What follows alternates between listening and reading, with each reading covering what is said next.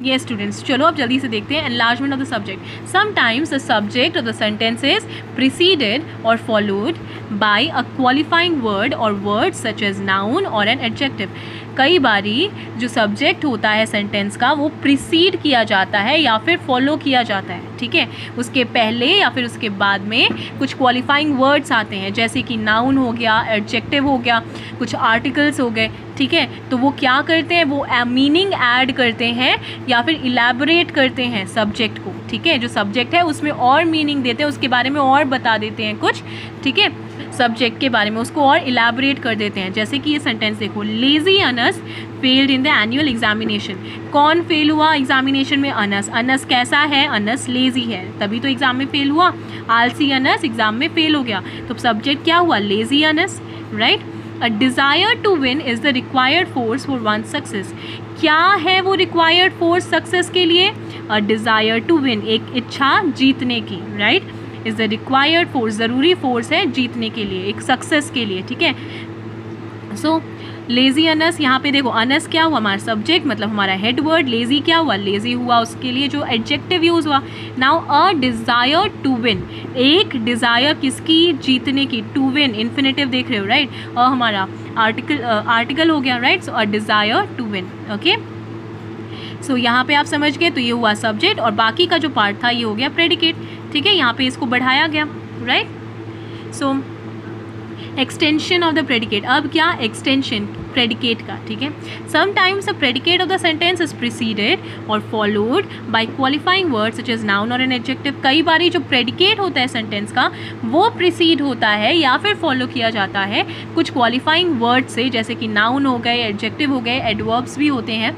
Look at the given sentence, ये sentence देखिए आप। आई नो हर, मैं उसे जानता हूँ। सो यहाँ पे देखो, आई नो हर, मैं, ये हो गया सब्जेक्ट, नो हर हो गया हमारा प्रेडिकेट, जिसमें नो क्या है? हमारा वर्ब, और हर हो गया हमारा, ये हो गया हमारा ऑब्जेक्ट, ओके।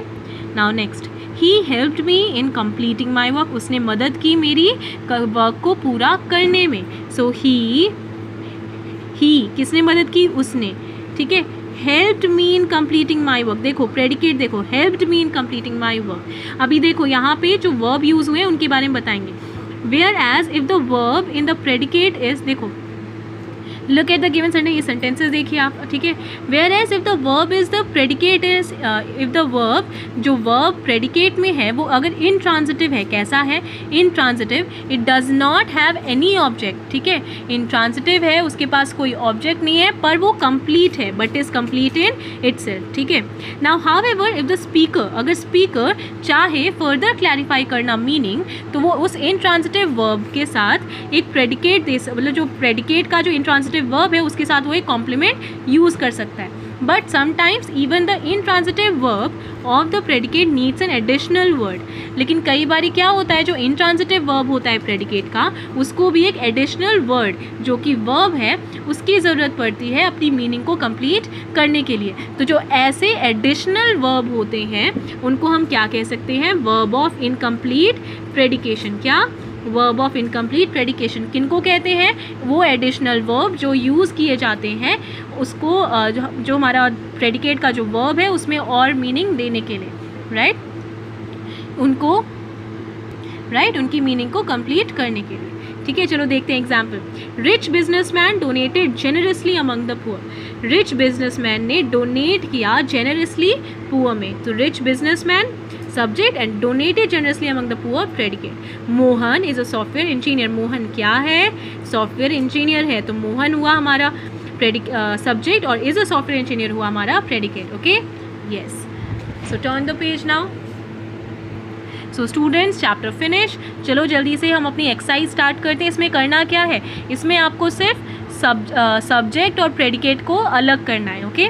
चलो करते हैं। Mister Benson is working on his computer. Mister Benson क्या कर रहे हैं? कंप्यूटर में काम कर रहे हैं, तो mister Benson subject, right, it is visible, right, is working on his computer, तो ये क्या हुआ हमारा? ये हुआ हमारा प्रेडिकेट, क्योंकि ये इज़ हुआ ना वर्ब हमारा, तो यहाँ से यहाँ तक हुआ हमारा predicate. Tennyson was a great poet of the Victorian age. कौन था great poet Victorian age का? टेनिसन.